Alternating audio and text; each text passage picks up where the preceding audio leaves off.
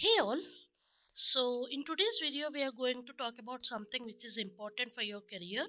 So if you are a fresher or a second or third year student in engineering, and if you are enthusiastic in VLSI, and if you want to enter into design and verification domain, then in such case you'll be having lots of questions in your mind, which lately I am receiving from many of you. So I thought to give you a clear idea on this domain. Also, I'm receiving many questions from those who want to switch their domain to this design and verification domain. So, in this video, I thought of giving you some tips for you all, like how to enter into this and what are the courses you should learn, etc., etc., etc.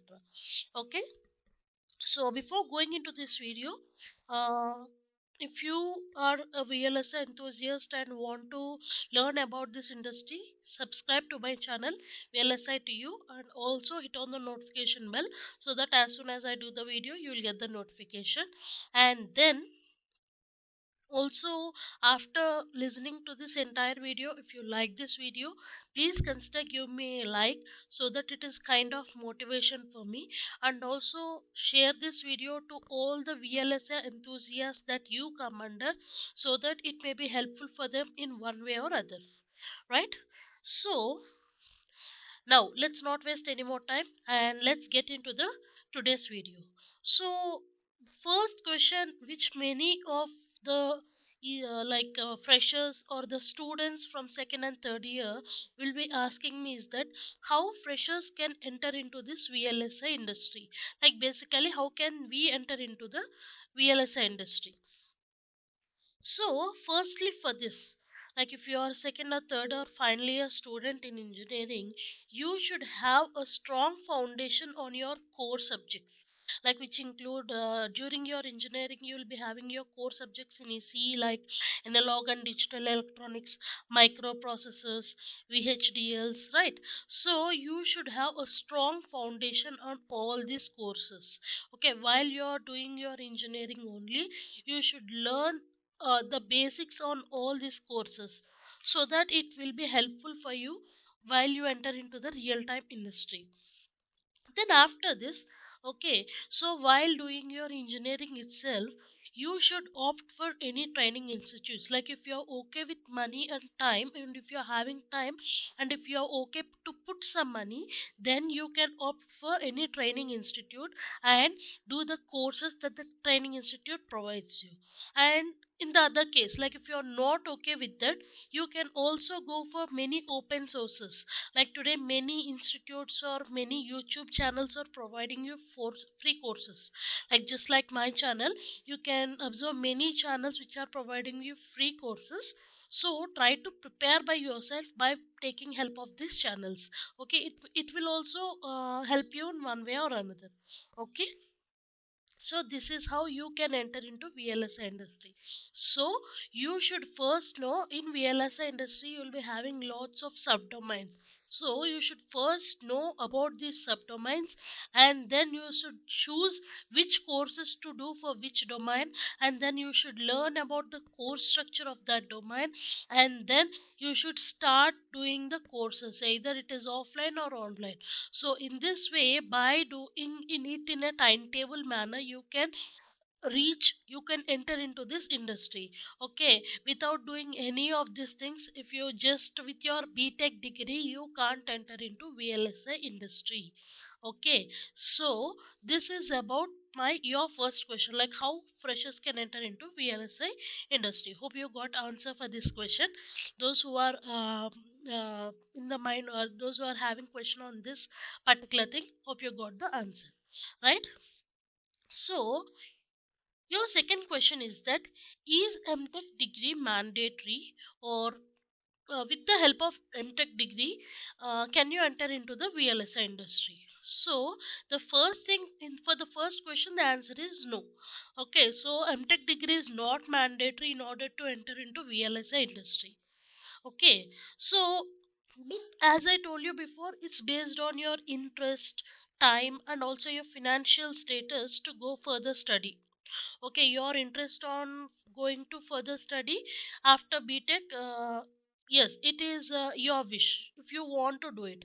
But For the second question, can your M.Tech degree help you to enter into VLSI industry? Yes. So, but compared to B.Tech, okay, if you opt for M.Tech, like in Tier 1 or Tier 2 colleges, then this can help you secure more opportunities. Okay, like as in internships as well as jobs also, you can have more opportunities, right? And but uh, as I told you, but this doesn't mean only after doing B.Tech you will get a job in VLSI industry. But yes, it can provide you more opportunities because in after doing M.Tech in your Tier 1 or Tier 2 colleges, you'll be having many um, job opportunities because you'll be having some campus interviews, and also many companies will be opting you for internships in such colleges like Tier 1 and Tier 2 colleges. So because of that, you can get exposed to more opportunities if you are doing your M.Tech. Okay, whereas when you are at your B.Tech level, the kind of exposure you get to this domain is somewhat less compared to that of that thing. Okay, so this is the answer for your second question. So M.Tech degree is not mandatory, but it's good. Like it can give you more opportunities if you are going to do for M.Tech.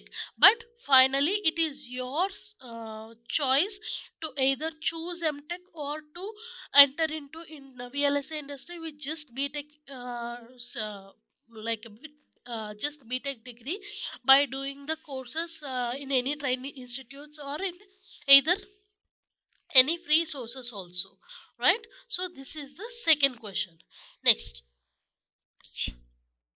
the third question that I receive mostly from students is that, so does your project you do in your college, like in your B.Tech final year you will be doing your project, right? So does that project have any impact on this VLSI domain? Yes, definitely. I will say it is yes, and it is definite because if you are interested in VLSA domain and want to enter into that domain, okay, so try to choose the project which is relevant to VLSA field. So there are many. Basically, it is not say I'm not saying that you should do it, but try to choose it relevant to the VLSI field. Why is it? Because why the I am telling the reason also. There are many advantages in doing. What is that basically is that, so basically when you are choosing opting for VLSA projects, you and when you're while you're working on that project, you will get to know more about the project. Like you while you're learning while you're doing the project in VLSA industry, you will learn lot more concepts which you don't learn during your engineering courses. Okay, just your the topics that you don't learn in your subjects, you will be learning that while you are doing your project, like how to write a code. Okay, how you will be writing the code, what are the things that you will be using in your code. So all these things you get to know when you do the project. Okay, and also this will also because of this because of you doing project on VLSI domain, if you are a VLSI enthusiast, this will help you gain some experience on the field. Okay, then you will know, okay, this field okay, in this field I'm having this kind of project, so I'll be doing this. And then, so okay, this is the code and this is how you will be verifying it, this is how you will be designing it. So you'll know all these things if you do the project on that stipulated domain. Okay, that is why, yes, of course it will be having impact on you as well as on your resume also. Okay, because when you go for when you upload your resume to any industry based companies or else like that. Okay, while if you are a fresher or final year student, mostly they will check you for your project. Okay, so that is why it is having impact on your particular entrance into the VLSA domain, right? Hope you got the answer for this also. And then, so the most frequently asked question again, what skills do you require to enter into design and verification domain? So for this, I have already made a video in detail which I link that in the description box. Okay, But briefly, okay, since this is a question, so briefly I want it. But if you want a detailed explanation about the skills that require and what are the courses that you have to do and the course structure of that particular courses, everything, I have done a stipulated video on this particular skills and the course structure and what are the important concepts within that course structures also. Okay, so if you are interested in that, I link that in the description box. You first go check it out. Okay, right. Now, let us say briefly. So, in briefly, we're saying you should prepare for certain courses in DV domain like Verilog, System Verilog, and UVM, Universal Verification Methodology, and some basic protocols like APB, AXI, etc. So, so among these courses, like in Verilog, System Verilog, and UVM, what you have to learn? So in Verilog, you will be starting with basics, like you will be learning digital designs, and then gradually you will be going for more complex topics like modeling techniques and compiler directives. So all these things. So starting from basics, you will be writing what are the data types and all. You will be starting from basics, and then you will be moving forward to the more complex topics in case of Verilog. And then once you think you are mastered this Verilog course, that means once you have done this Verilog course, then it's time for you to transition to System Verilog. So basically, you shouldn't end with Verilog because Verilog is mostly used in designing purpose itself. Okay, but for verification, you need to know the System Verilog and UVM. Okay, but that doesn't mean if you want to only go for design, then you just need Verilog. Okay, it's always good to learn the all things like System Verilog and UVM, right? So in SV, we will be focusing morely on advanced features of SV because the System Verilog is just a advanced version of Verilog. We could say that just like C and CPP. Okay, so in System Verilog, along with Verilog features, you will be having some advanced features like OOPS concept, randomization, constraints, okay, assertions, coverage, so all these things. So basically, we'll focus more on advanced features of SV in case of SV, right? So then after learning this Verilog and System Verilog, we'll be going for UVM. So here in UVM, what you will do is you'll try to write practice writing the test benches. Okay, so we'll be working on various verification projects that you could find. You can go for any websites where you'll be finding how to write the test bench, and you'll be finding the code for the test bench of some particular memory or some particular adder. Okay, or anything, some traffic light controller. So in this way you will be seeing many projects in online. Okay, you can just download it or you can just check it there itself, like how you are going to write a code, how you are going to verify it, how you are going to write the test bench code for it. Okay, so just you are implementing whatever that you learn in Verilog and System Verilog in your universal verification methodology. You will be writing the test bench codes for that in case of your universal verification methodology, right? So these are the things that you need to require if you want to enter into design and verification domain. Now coming to the final question, which is how to crack interviews for design and verification domain. Okay, so for this, firstly you should have a technical knowledge. Okay, so technical knowledge means you should be thorough in certain concepts, like you should be thorough in ASIC or FPGA design flow. You should be thorough on digital design concepts like we have talked about now, like digital electronic concepts, and then Verilog, System Verilog, UVM. So this is all the technical knowledge that you should have if you want to enter into the digital design and verification domain. And then the first thing is your technical knowledge, right? And the second thing is your coding skills. Okay, for this there is no other way. You The only way to improve your coding skills is to write a code. Okay, so for this my suggestion is to write a code on all topics in Verilog. Okay, if you listen to certain topic in Verilog, try to write a code on that particular topic. For example, okay, if I'm learning about modeling techniques in Verilog, you're having different kinds of modeling techniques like data flow modeling, behavior modeling, like that. And again, in behavioral modeling, you'll be having certain concepts like initial blocks, always block. So whenever you learn a certain topic in Verilog, so you try to learn it by taking the code as an example, so that you will know what are the things that you need to enter into the code, what is the syntax of that, and so that by learning it with code as an example, you can avoid lots of syntax errors, like that. Okay, so that is why, in order to improve your coding skills, you have to practice these codes. Okay, in various, and every concept you learn, try to practice it. Similar for SV also, try to learn every concept with code and try to write the test bench. Okay, try to check out what are the components that are constant while you are writing your test bench, what are the things that differ. Okay, basically, either you go for design or verification also. In any code, there will be certain blocks which are constant.